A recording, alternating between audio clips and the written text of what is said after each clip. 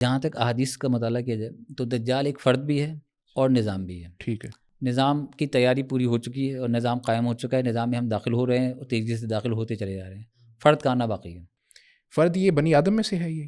اچھا یہ اب آپ نے سوال کر لیا، لیکن یہ میری ذاتی تحقیق جو ہے نا وہ اس کے برعکس ہے.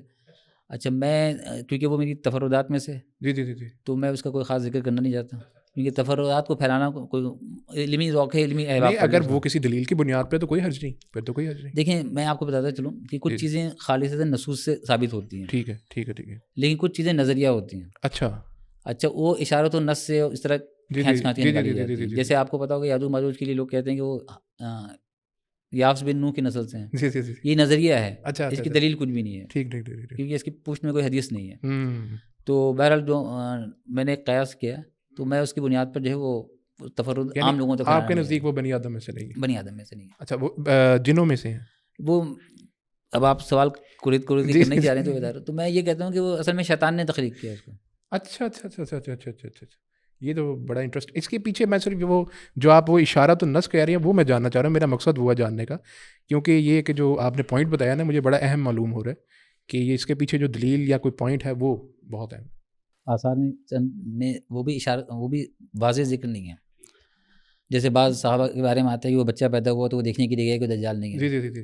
لیکن یہ ان کا اپنا معاملہ تھا. احادیث سے اس کی کوئی بنیاد نہیں ملتی، تو بلکہ حدیث میں اس کا کوئی ذکر ہی نہیں ملتا کہ وہ انسانی قانونی توالید التناسل کے تحت پیدا ہوا. اچھا اچھا اچھا اچھا.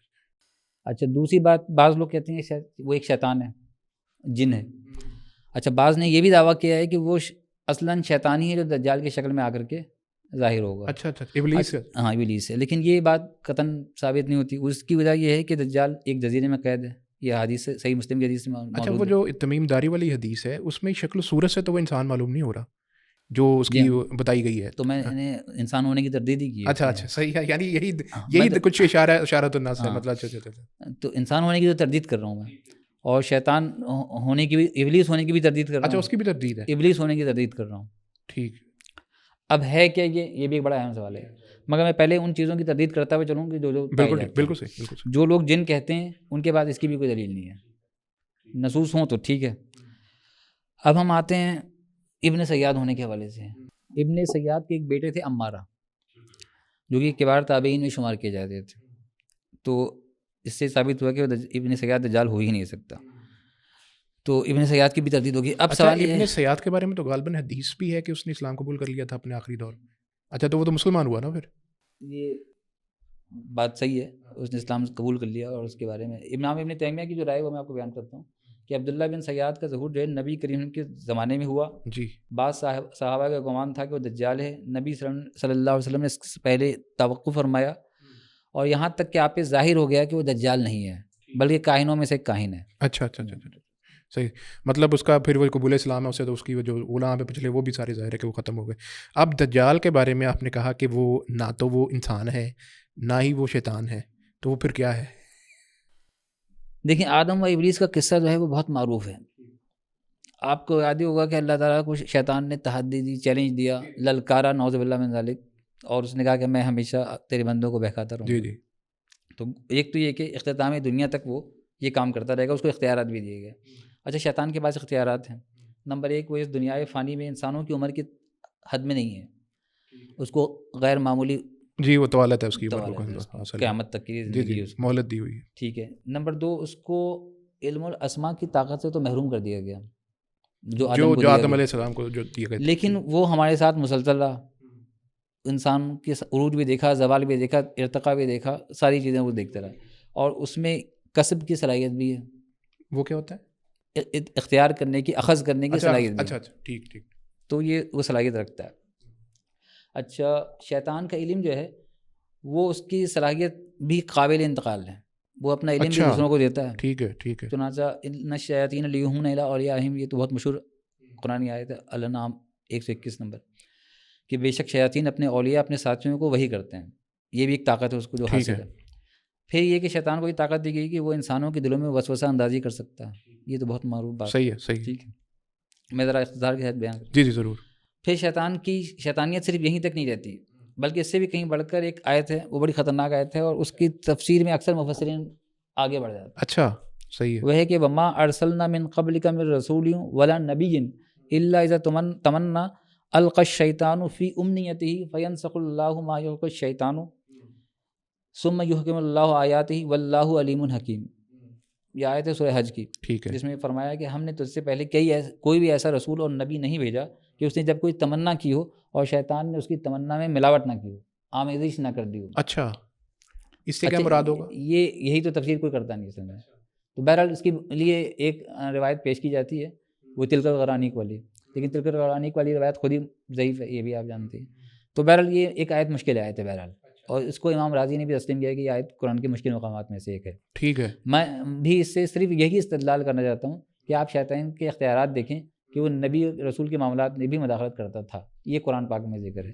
تاہم یہ ہے کہ اس کی مداخلت کامیاب نہیں ہو سکتی تھی. اس کی وجہ یہ کہ اللہ تعالیٰ شیطان کی آمیزش کو دور کر کے اپنی آیات کو مضبوط اور محکم کر دیتا تھا. کیا اس سے وہ تو مراد نہیں جو حدیث میں آتا ہے ایک شیطان نے صرف 3 لوگوں کو نہیں چھوا جب ان کی پیدائش ہوئی، ایک عیسیٰ ابن مریم کو، ایک عمار بن یاسر کو، تیسرا میرے خیال آپ صلی اللہ علیہ وسلم کی ذات کو. تو کیا اس سے یہ بھی مراد ہو سکتی ہے کہ شیطان نے چھوا نہیں جس کی وجہ سے بچہ روتا ہے، پیدا ہوتا ہے؟ نہیں، یہ تو ویسے ایک عمومی حدیث ہے، بہت سے بچے پیدا نہیں بھی روتے. اچھا ٹھیک ہے. یہ تو ایک حدیث ہے کہ جب کوئی روتا ہے تو سمجھے شیطان اس کو کچوکے مارتا ہے. اچھا اچھا. تو بہت سے اللہ کے نیک بندے یا پیدائشی طور پہ اللہ تعالیٰ کی رحمت کے مستحق بچے ہیں جو اس سے بچے بھی رہتے ہیں. تو خیر میں نے اس آیت کو جو پیش کیا ہے وہ صرف اس لحاظ سے پیش کیا ہے کہ میں شیطان کی جو اللہ تعالیٰ نے اختیارات دیے ہیں وہ یہ بتا رہا ہوں. صحیح. تاہم وہ رسولوں پہ کبھی کامیاب نہیں ہوا، اور یہ اللہ تعالیٰ نے خود ہی کہہ دیا کہ ثم یحکم اللہ آیاتہ، کہ اللہ تعالیٰ نے اپنے آیات کو محکم کر دیا. تو شیطان نے جو بھی ملاوٹ کی تھی وہ دور ہو گئی. تو یہ تو کوئی کلیئر، میں صرف اس کے دائرۂ اختیار کو واضح کرنا چاہتا ہوں. پھر دوسری بات یہ ہے کہ احادیث و روایات سے ثابت ہوتا ہے، اور صحیح روایات سے، کہ شیطان انسانی شکل میں بھی آتا ہے. اچھا. جیسے بدر کے مقام پہ آیا، یا نبی ہم کے قتل کا مشورہ دینے کے لیے شیخ نجدی بن کر آیا. جی جی بالکل بالکل. تو اس طرح کے بہت سارے واقعات ہمیں جو عرب سرداروں کو، مکہ کے سرداروں کو. صحیح صحیح.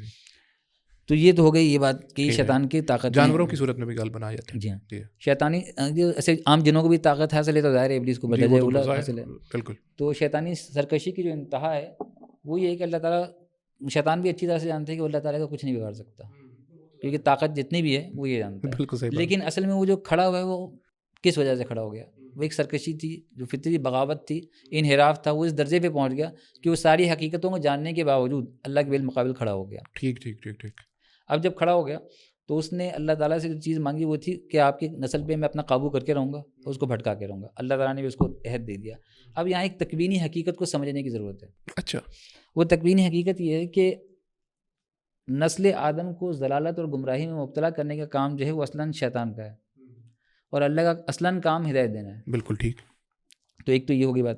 اب آدم اور ابلیس کی کشمکش میں جو بیان کی گئی ہے اس میں آپ دیکھیں کہ نسل آدم اپنے باپ کے آدم کے قصے سے درس آگہی حاصل کرے، اور شیطان کے مکر و فریب سے اللہ تعالیٰ نے آگاہ فرمایا تاکہ ہم راہ ضلالت کی پیروی سے بچ جائیں. بالکل ٹھیک. شیطان کا جو علم ہے وہ تخریبی علم ہے. یہ ایک بہت بڑی حیرت انگیز حقیقت ہے کہ گزشتہ 1.5 صدیوں میں جس قدر سائنسی انکشافات ہوئے ہیں وہ اس سے قبل کے 1000 سال انسانی تاریخ میں نہیں ہوئے. بالکل ٹھیک ہے.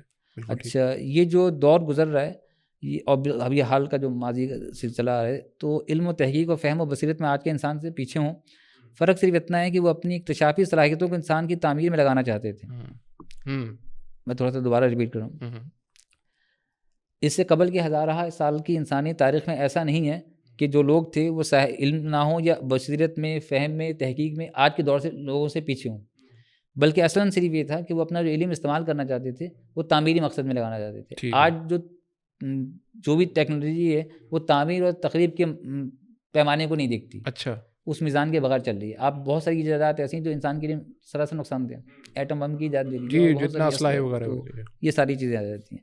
تو شیطان کا جو علم ہے وہ تخریب کی بنیاد پر ہے. اور جیسا کہ میں نے وہ قرآن آیت بتائی تھی کہ وَإِنَّ الشَّيَاطِينَ لِيُوحُونَ إِلَىٰ أَوْلِيَائِهِمْ، تو یہ اس کو طاقت حاصل ہے. تخریب کاری بھی تو ایک علم ہی ہے نا، لیکن وہ برا علم ہے. برا علم ہے. اب میں دوبارہ اپنے مطلب کی طرف آتا ہوں. بالکل کہ دنیا میں جینیاتی سائنس جو ہے وہ ایک بہت بڑی حقیقت ہے، اور جینیٹیکل سائنس پہ بہت کام ہو رہا ہے. بالکل صحیح. بہت کوشش ہو رہی ہے. بالکل صحیح. اور آج آپ کو معلوم ہے کلوننگ ہو رہی ہے اور بہت ساری چیزیں ہو رہی ہیں. تو یہ سب جب چیزیں ہو رہی ہیں، جین ایڈیٹنگ وغیرہ ہے، ہر چیز، بہت ساری چیزیں، مطلب سروگیسی وغیرہ تو بہت عام چیز، وہ تو بہت آگے معاملہ جا چکا ہے. تو شیطان بھی ظاہر یہ علم جانتا ہی ہے، اس نے بھی یہ سب چیزیں صدیوں سے دیکھی ہوئی ہیں. جو چیزیں آج ہمارے یہاں عملی مظاہر پہ آئی ہیں وہ نظریاتی طور پہ بہت پہلے سے موجود تھیں. تو میرے کہنے کا مقصد یہ کہ شیطان ان جنیاتی حقائق سے آگاہ نہ ہو یہ ممکن نہیں ہے. ٹھیک ہے. اب دراصل دجال جو ہے وہ شیطان کی دجل و فریب کا انتہائی شاہکار ہے، اور جسے اس نے خود تیار کیا اور اسے وہ سب صلاحیتیں دینے کی کوشش کی ہے جو دعوی الوہیت کے لیے ضروری تھی. اچھا. یعنی جنات کو جتنی طاقت ہے وہ موسٹ پاورفل مقام پہ لے جا کے اس نے دجال کو دے دی. ٹھیک ہے. اچھا، دجال چونکہ شیطانی تقریب کی سب سے بڑی کاوش ہے، اس لیے ہر نبی نے اپنی امت کو اسے ڈرایا ہے کہ دجال کا ظہور جو ہے وہ کوئی غیر معمولی نتیجہ برپا کرنے سے قاصر رہتا جب تک کہ کوئی نبی رہتا. بالکل ٹھیک. اسی لیے شیطان نے بھی اس کے لیے ایک مقام چنا کہ ویسا ماحول معاشرہ بنے، دجالی معاشرہ بن جائے، مادیت پرستی پہ ڈپینڈ کرتا ہو، تب اس کو ظاہر ہوگا. اب ہم نے اصل میں یہ جو نقطہ نظر پیش کیا ہے اس کی توجیہ کیا ہے، تو میں اس کی کچھ توجیحات پیش کرتا ہوں. نمبر 1 تو قصہ ابلیس و آدم سے ثابت ہوتا ہے کہ شیطان نے براہ راست اللہ رب العزت کو چیلنج کیا اور حق کے خلاف اپنی جنگ کا آغاز کیا. اس لیے یہ کسی طرح مناسب نہیں کہ اختتام دنیا میں ہونے والی فیصلہ کن جنگ میں اس کا اپنا کردار ثانوی حیثیت رکھے. ایک تو یہ لاجیکل سی بات. بہرحال دوسری بات یہ ہے کہ جس طرح سیدنا عیسیٰ مسیح الہدایہ ہیں اسی طرح دجال مسیح الضلالہ ہے. تو سیدنا عیسیٰ نور کی علامت ہے تو دجال ظلمت کی علامت ہے، اور انسان کو ضلالت و گمراہی سے روشناس کرانے کے تمام راستے شیطان کی طرف جاتے ہیں. اچھا، ایک حدیث بھی ہے کہ جب سے دنیا قائم ہے کوئی چھوٹا یا بڑا فتنہ پیدا نہیں ہوا مگر فتنہ دجال کے سبب سے. یہ حدیث ہے مسند احمد کی حدیث. اچھا، صحیح ہے. اچھا، یہ بات اسی وقت درست ثابت ہو سکتی ہے کہ جب شیطان اور دجال میں کوئی باہمی ربط کو تسلیم کیا جائے. ٹھیک، تاکہ کیونکہ شیطان دجالی نظام کو پروان چڑھا رہا ہے تاکہ وہ لوگوں کے سامنے دجال کو جھوٹے خدا کی حیثیت سے پیش کر سکے اور لوگ اسے اپنا خدا تسلیم کر لیں. ایک اہم بات یہ عرض کروں گا کہ دجال سے متعلق کسی بھی صحیح حدیث میں اس کے توالد و تناسل کا ذکر نہیں ہے، جیسا کہ میں پہلے بھی ذکر کر چکا ہوں. دوسری بات ہے کہ سیدنا تمیم داری کے واقعے سے دجال اور شیطان میں ایک ربط خاص محسوس ہوتا ہے. ٹھیک ہے. اس کے انسان ہونے کی نفی ہوتی ہے اور جنات سے اس کا قوی تعلق ثابت ہوتا ہے. جساسہ جو اس کی جو صفات بیان کی گئیں وہ اس کے جن ہونے پہ دلالت کرتی ہیں، کیونکہ اتنی لمبی عمر تو انسانوں کی نہیں ہوتی، تو جو جنوں وغیرہ کی ہی ہوتی ہے. اب تک انسانی تاریخ میں سیدنا تمیم داری اور ان کے چند ساتھی ہیں جنہوں نے دجال کو براہ راست دیکھا ہے. ان کے واقعے سے بھی یہی ظاہر ہوتا ہے کہ اس وقت دجال ایک جزیرے میں قید تھا جہاں انسانی آبادی نہیں تھی بلکہ جساسہ کے کردار سے شیطانی و جناتی ہونے کے خیال کو تقویت ملتی ہے. اچھا، صدیوں پر محیط دجال کی جو عمر ہے وہ بھی انسان ہونے کی نفی کر رہی ہوتی ہے. حدیث سے بالکل ثابت ہوتا ہے کہ لد کے مقام پر سیدنا عیسیٰ علیہ السلام کو دیکھ کر دجال پگھلنا شروع کر دے گا. اس کا پگھلنا بھی جن و شیطان ہونے کو ظاہر کرتا ہے نہ کہ انسان ہونے کو. صحیح، انسان تو ایسے نہیں پگھلتا ظاہر ہے. اچھا، تو اس کی تخلیق میں جو ہے نا شیطانی معاملات جو ہے نا وہ ہے. اچھا، یہ جو دجال کی شخصیت کے بارے میں آپ نے ساری چیزیں بتا دی،